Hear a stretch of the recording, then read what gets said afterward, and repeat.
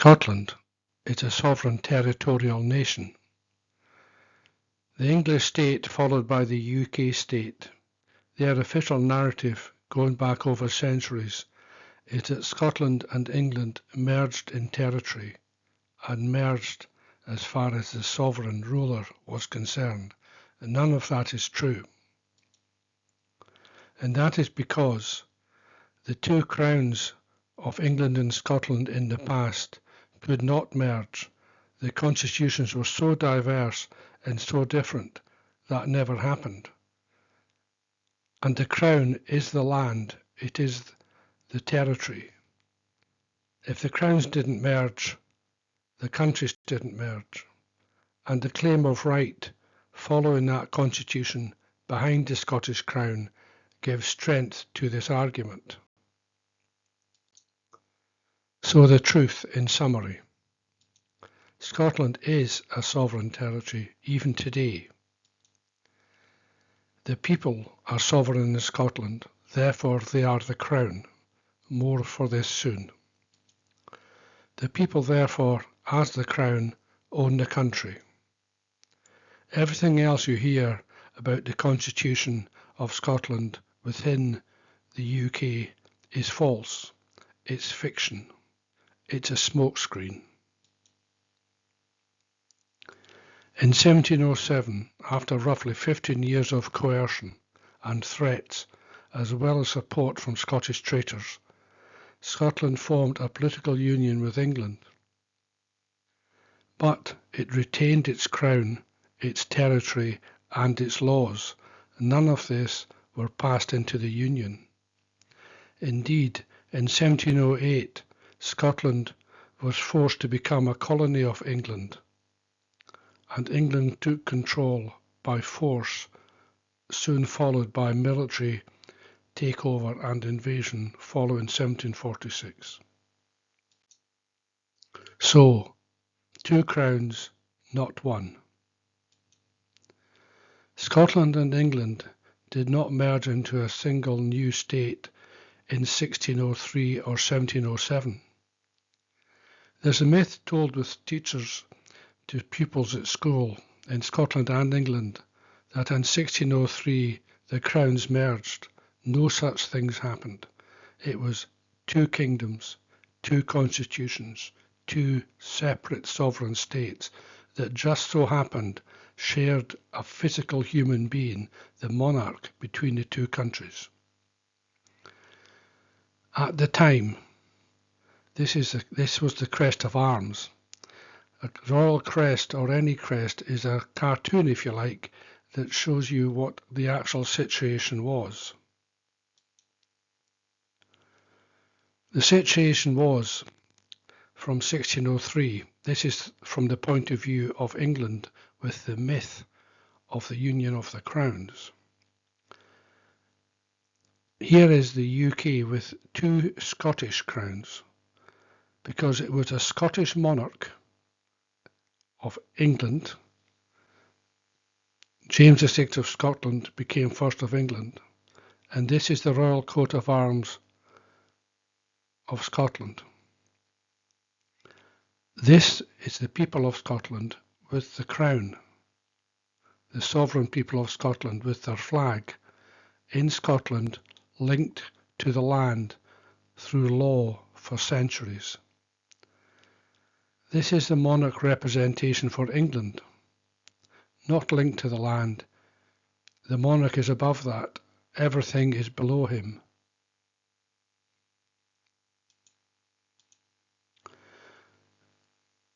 When the union happened,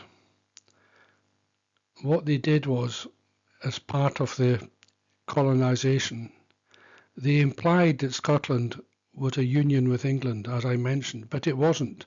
What they did was simply put Scotland in the English crown, not the Scottish crown, because the Scottish crown still existed in Scotland. But that's what they did. That's the myth. The Scottish crown remained legally distinct and preserved two separate constitutional systems, still in use today.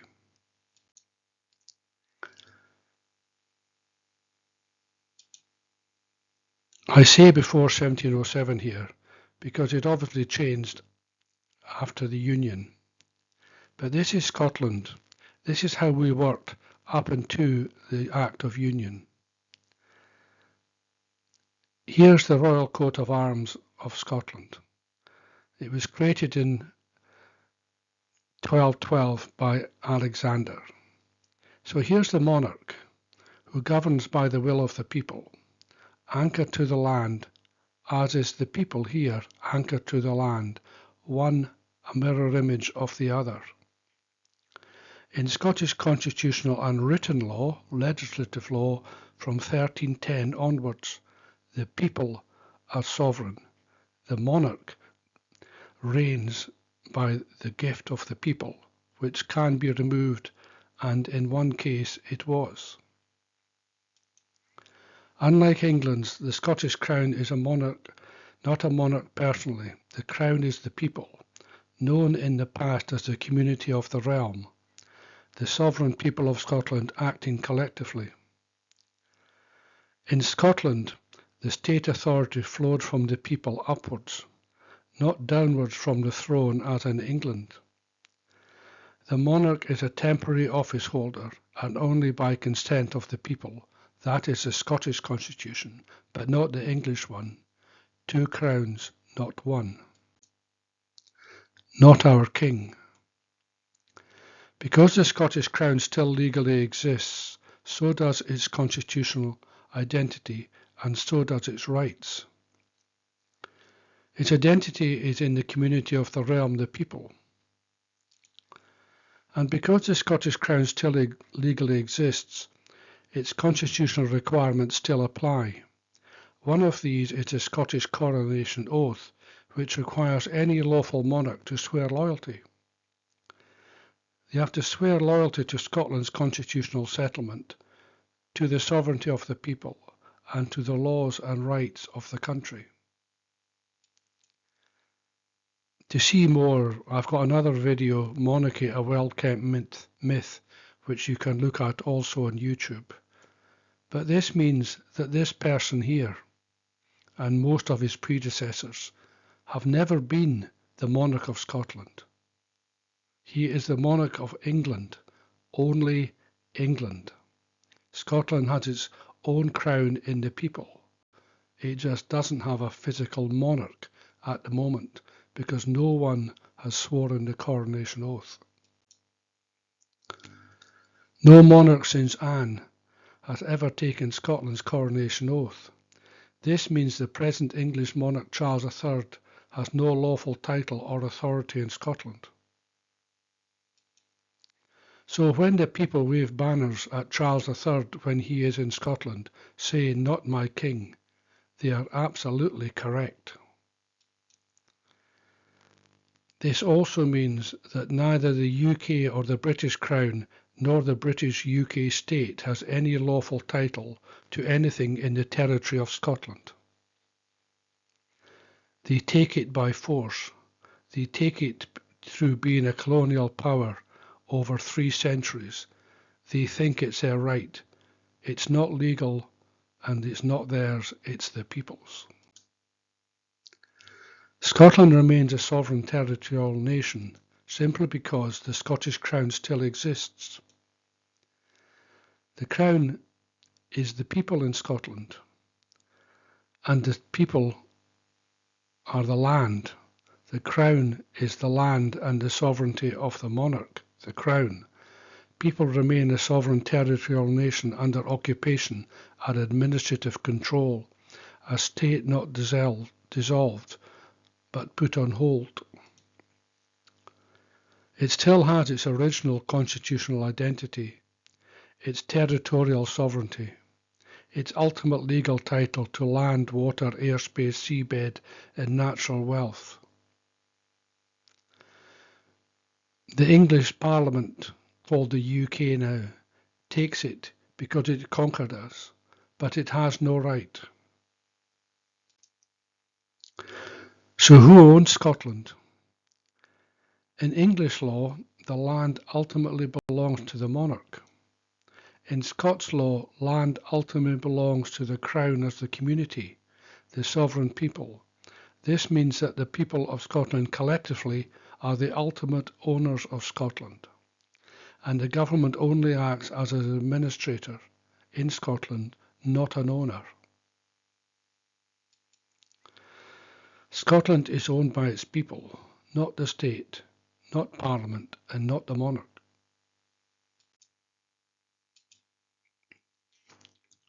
The people of Scotland today have very little knowledge and understanding of our history. They have been forced into UK Empire history. They didn't get taught their own languages from 1872. It was illegal to teach in anything but English, to learn English. How many Scots know the history I'm talking now? It's simply not explained. It's not told in Scotland, and it's not told in England. This is part of the colonial cover-up. The ownership of the people. What does it give us? If we were a sovereign country today, with regards to being independent, our constitution, modernised, says this. With regard to natural resources, the sovereignty and ultimate ownership is the people. So the things you see in the bulletproof list here of all the different renewables and different energy sources and resources in Scotland belong to the people. That is the Constitution of Scotland. Under international law, these national assets belong to the people collectively, not commodities to be sold by the British state or its Holyrood administration for private property. The people are entitled to direct community benefits. Had we been treated fairly under the Constitution, the people of Scotland would have a fair economic return for the use of these assets. There would be public ownership states and sovereign wealth funds from the money generated by the use of its resources. The people have the right to regulate the extraction, control the licensing, and limit corporate exploitation, prohibit harmful development. I know that seems strange nowadays when you think about how our parliamentary system works, but that is Scotland's constitution. That is our right. The land ultimately belongs to the people. So large-scale private monopolisation of land violates constitutional principle. Feudal-style estate dominance has no constitutional legitimacy. The land exists for public benefit, not private hoarding. This implies constitutional support for radical land reform. Scotland has the least number of landowners in Europe due to the takeover by church and families and colonists in the past, particularly in the early days of the colonial rule of Scotland.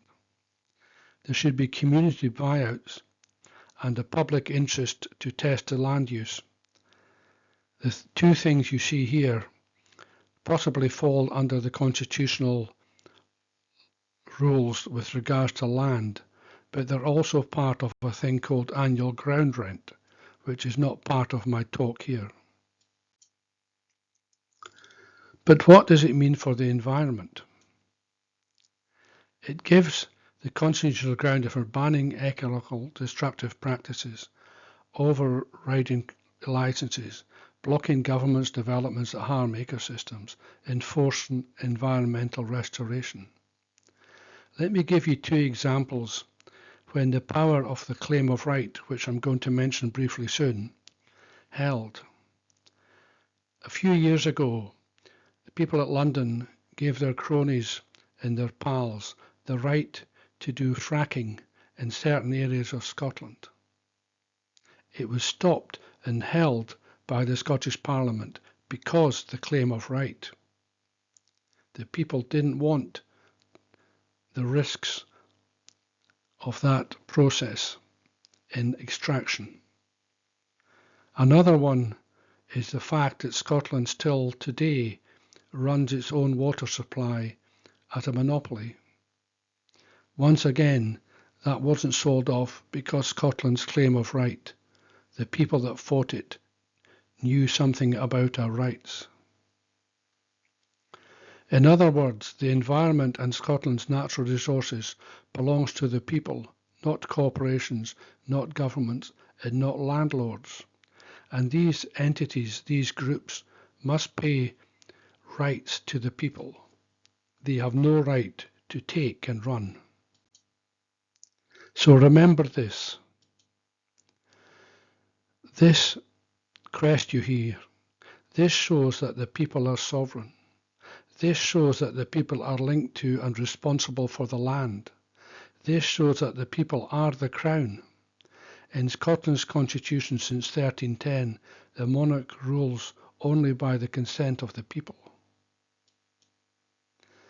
That is why the British state pretends that the English crown rules Scotland, and that is why the English monarch never swears a coronation oath, because that means admitting there are two crowns on this island. If you want to learn more, view my video Sovereignty of the Scottish Peoples. The Claim of Right was a masterful document written in 1689.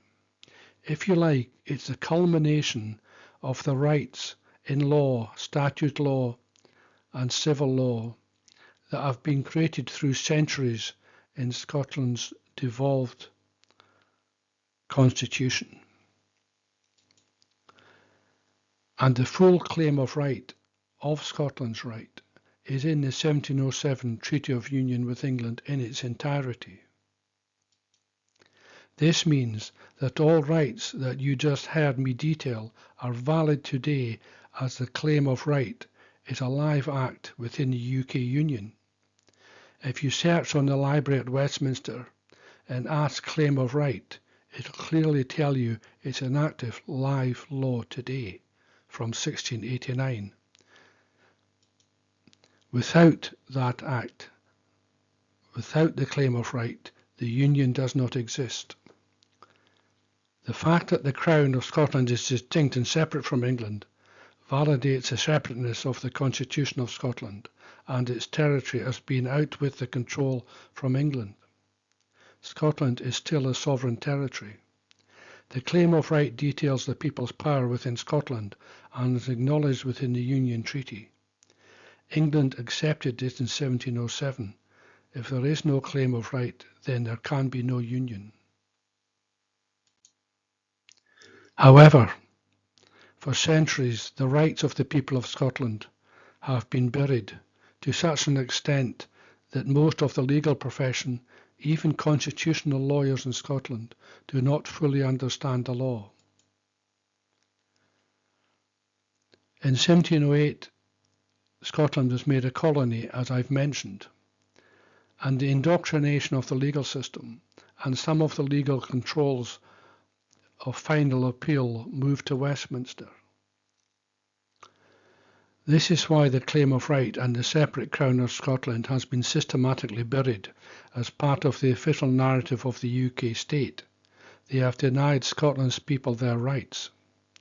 As time has passed, the truth about Scotland's constitutional status has been lied about and hidden deliberately for so long that people believe it. Eventually a lie becomes the truth. Even most of Scotland's legal people do not understand.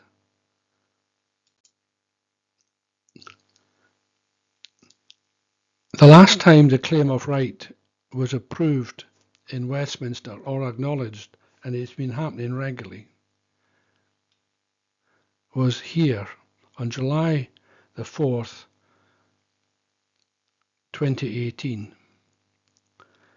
The House of Commons approves the SNP motion on the claim of right for Scotland without a division. But there's a con here. Although this is correct, it actually says something which hides truth. In this small writing at the bottom here, which I'm now going to read, it says this: that this House endorses the principles of the Claim of Right for Scotland, agreed by the Scottish Constitutional Convention in 1989 and by the Scottish Parliament in 2012, and therefore acknowledges the sovereign rights of the Scottish people to determine the form of government best suited to its needs.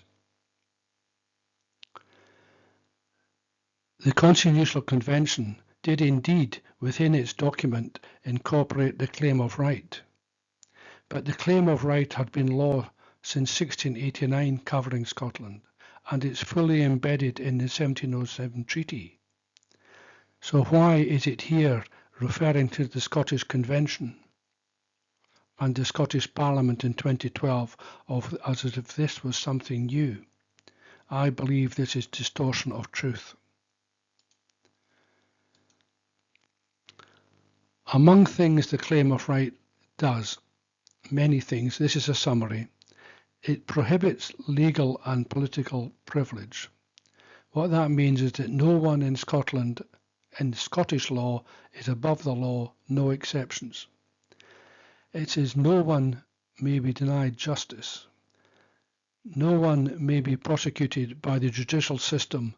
The punishment may not be the process. No one may be denied the right to protest. No one may be punished for dissent or political opposition. No subject of the Crown may usurp the right of the Scottish Crown to make or unmake Scots law. Only the people of Scotland have the right to make or unmake any law. The law here that says, the point three bullet points up, no one may be punished for dissent or political opposition. At present, there's a legal case going through the Scottish courts that, using the Claim of Right, will oppose the restriction placed on Scotland by Westminster that people can't support the Palestinian group that supports help for Palestine. You may not know, but it's been made a terrorist offence to support this group. And the case is fighting to say under Scots law you have no right. So where Westminster claims it is sovereign over Scots law, it is saying that Scots are subject to the English Crown. This is actually not correct.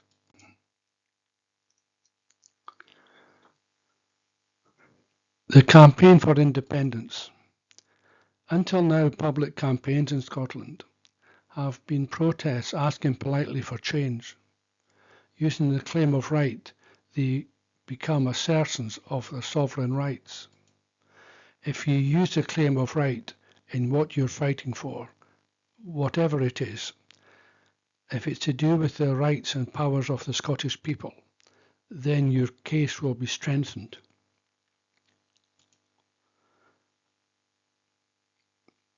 If you take back control, if you use the Claim of Right, people will hear about it. It will empower people. The law is here. The Claim of Right is active. Use it. Use it to fight for Scotland.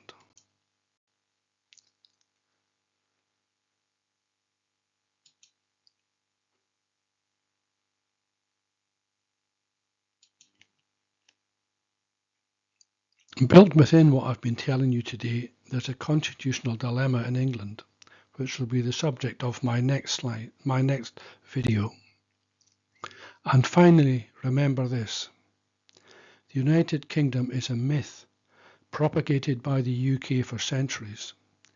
The crowns of the two sovereign kingdoms did not merge, nor therefore did the territories of the two kingdoms become one. Charles III is King of England only. Scotland has a crown, its people. It does not have a monarch. You can view my video Fictional Kingdom, Fraudulent State, which will explain the constitutional issues that makes this the case. In 2025, a professor of Scots law looked at this document, this fictional kingdom. It looked at what Liberation Scotland were doing, and Robert Black KC confirmed after looking at all the documents and procedures and process that took place from 1707 onwards, that the Union is a myth, it never happened. The Union document says a certain thing's going to happen, which I'm going to end on the next slide, but it never happened. The promise never happened. England continued as it is, unchanged, nothing different, and Scotland, from the point of view of its legislator, was dissolved. I copied this opinion in August 24. I thought it was quite interesting, and also the strength of what the person said from an independence blog I was reading at the time. Regrettably, I can't remember the person's name. But what he's saying is, he's angry at the way we're treated in Westminster, because under the letters of the agreement in 1707 that were signed by the two countries, what is happening did not happen. And that's what backs up what Liberating Scotland and Salvo have found out with regards to the constitution within our country, and what Robert Black noted, that the union never happened. It was a con. But here's this person's views on what should have happened. The betrayal of Scotland by the SNP is bad enough, but it is not limited to SNP MPs. That betrayal is perpetrated by all of Scotland's MPs every time they give way to a majority by England's MPs. Not a single one of Scotland's MPs has ever had the guts or the nous to point out to our English overlords that England's MPs are not remotely entitled to any authority over Scotland, nor over Scotland's MPs, and that Scotland's sovereignty cannot be set aside by any English MP majorities. The Treaty of Union did not put Scotland under English governments. It put Scotland and England under the joint governments of a shared parliament where their two bodies of representatives could negotiate, coordinate and jointly agree that governments face to face. Nothing in the Treaty of Union or Articles of Union mandates that Scotland's MPs must submit to English MPs' decisions. And nothing in the Treaty or Articles of Union mandates that a single flat voting system must be used to determine the outcomes of debates between those two MP bodies.